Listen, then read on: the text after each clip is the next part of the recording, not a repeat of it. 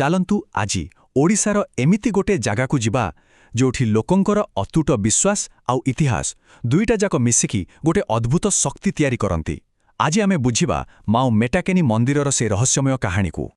କେବେ ଭାବିଛନ୍ତି କି ଏମିତି କୋଉ ଜାଗା ଥାଇପାରେ ଯେଉଁଠିକି ଗଲେ ମନର ସବୁଠୁ ବଡ଼ ଇଚ୍ଛାଟା ପୂରଣ ହୋଇଯିବ ବୋଲି ଲୋକଙ୍କର ବିଶ୍ୱାସ ଅଛି? ହଁ, ଲୋକେ ସେଠିକି ଖାଲି ଦର୍ଶନ କରିବାକୁ ଯାଆନ୍ତିନି, ବରଂ ନିଜ ମନର ଆଶାକୁ ସାଙ୍ଗରେ ନେଇକି ଯାଆନ୍ତି। ଚାଲନ୍ତୁ ଆଜି ଆମେ ସେମିତି ଗୋଟେ ଶକ୍ତିପୀଠ ବିଷୟରେ କଥା ହେବା। ତେବେ ଏ ମନ୍ଦିରର ଏତେ ଆକର୍ଷଣ କାହିଁକି? ମାନେ କ'ଣ ସେମିତି ଖାସ୍ ଅଛି ଏଠି? ଏହାର ଜବାବ ରହିଛି ଏହାର ଆଧ୍ୟାତ୍ମିକତାରେ। ଦେଖନ୍ତୁ, ଏଇଟା ଖାଲି ଗୋଟେ ପଥରର ଘର ନୁହେଁ, ଏଇଟା ହେଉଛି ଲକ୍ଷ ଲକ୍ଷ ଲୋକଙ୍କ ପାଇଁ ଗୋଟେ ଜୀବନ୍ତ ଆଶା ଆଉ ବିଶ୍ୱାସର ପ୍ରତୀକ। ଆଉ ଏହି ଗୋଟିଏ କଥାରେ ହିଁ ମା ମେଟାକାନି ମନ୍ଦିରର ପୂରା କାହାଣୀ ଲୁଚି ରହିଛି। ବର୍ଷ ବର୍ଷ ଧରି ମାନେ ପିଢ଼ି ପରେ ପିଢ଼ି ଲୋକଙ୍କର ଏହି ବିଶ୍ୱାସ ରହିଆସିଛି ଯେ ଏଠି ମନ ଦେଇ କରାଯାଇଥିବା ପ୍ରାର୍ଥନା କେବେ ବି ଖାଲି ଯାଏ ନାହିଁ। ଆଉ ଏହି ଅତୁଟ ବିଶ୍ୱାସଟା ହିଁ ତ ହଜାର ହଜାର ଭକ୍ତଙ୍କୁ କେତେ ଦୂରରୁ ଏଠିକି ଟାଣି ଆଣେ। ଆଚ୍ଛା, ଏତେ ଶକ୍ତିଶାଳୀ ବିଶ୍ୱାସ କଥା ଶୁଣିଲା ପରେ ମନରେ ସିଧା ପ୍ରଶ୍ନ ଆସୁଥିବ, କେମିତି ପହଞ୍ଚିବା ଏ ପବିତ୍ର ଜାଗାରେ? ତେବେ ଚାଲନ୍ତୁ ଏହି ଯାତ୍ରାର ରାସ୍ତା ବିଷୟରେ ଟିକେ ଜାଣିନେବା। ତେବେ ମନ୍ଦିରଟି ଅଛି ଓଡ଼ିଶାର ସୋନପୁର ଜିଲ୍ଲାରେ, ଯାହାକୁ ସୁବର୍ଣ୍ଣପୁର ବୋଲି ବି କୁହାଯାଏ। ସେହି ଜିଲ୍ଲାର ଉଲୁଣ୍ଡା ସହରରେ ପହଞ୍ଚିଗଲେ ବାସ୍ ଆପଣ ସହଜରେ ମାଙ୍କ ପୀଠ ପାଖରେ ପହଞ୍ଚିଯିବେ। ଖୁବ୍ ସହଜ।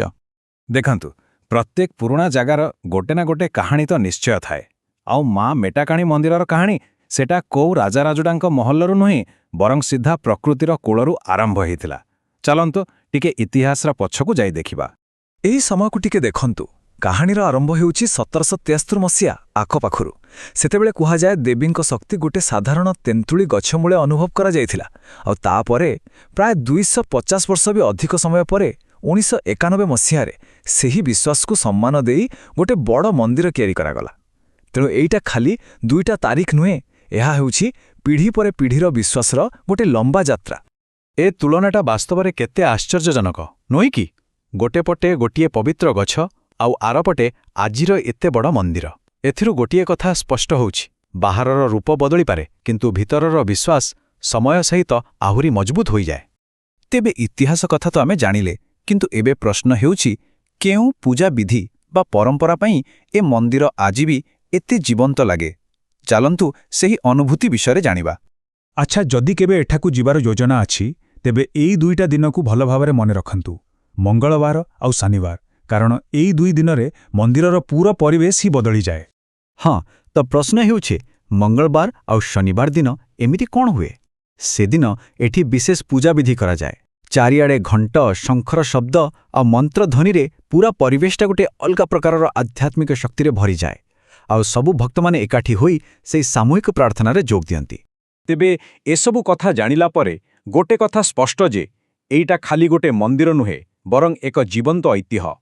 ଚାଲନ୍ତୁ ଆମର ପୁରା ଯାତ୍ରାର କିଛି ମୁଖ୍ୟ କଥାକୁ ଆଉଥରେ ମନେ ପକାଇବା। ତାହେଲେ ଏ ଯାତ୍ରାରୁ ଆମେ କ'ଣ ମନେ ରଖିବା? ପ୍ରଥମ କଥା ହେଲା ଏହାର ଆରମ୍ଭ, ଯାହା ପ୍ରକୃତିରୁ ହୋଇଥିଲା। ଦ୍ୱିତୀୟରେ ଗୋଟେ ସାଧାରଣ ଗଛରୁ ଏକ ବିଶାଳ ମନ୍ଦିର ହେବାର ଯାତ୍ରା। ତୃତୀୟରେ ଏହାର ମହତ୍ତ୍ୱ, ମାନେ ଲୋକଙ୍କ ବିଶ୍ୱାସ ଆଉ ମନସ୍କାମନା ପୂରଣର ଏକ କେନ୍ଦ୍ର। ଆଉ ଶେଷରେ ଏହାର ଜୀବନ୍ତ ପରମ୍ପରା। ଏହି ସବୁ ମିଶି ହିଁ ତ ଏହାକୁ ଏତେ ଖାସ୍ କରିଛି। ଶେଷରେ ଗୋଟେ ପ୍ରଶ୍ନ ସହିତ ଛାଡ଼ି ଯାଉଛି। ଯଦି କୁହାଯାଏ ଯେ ଗୋଟେ ପୀଠର ଶକ୍ତି ତାର ଭକ୍ତମାନଙ୍କ ବିଶ୍ୱାସରେ ଥାଏ, ତେବେ ଭାବନ୍ତୁ ତ, ଶହ ଶହ ବର୍ଷ ଧରି ଲୋକଙ୍କ ଆସ୍ଥାକୁ ବଞ୍ଚାଇ ରଖିଥିବା ଏହି ଜାଗାର ଶକ୍ତି ଆଜି କେତେ ହେଇଥିବ?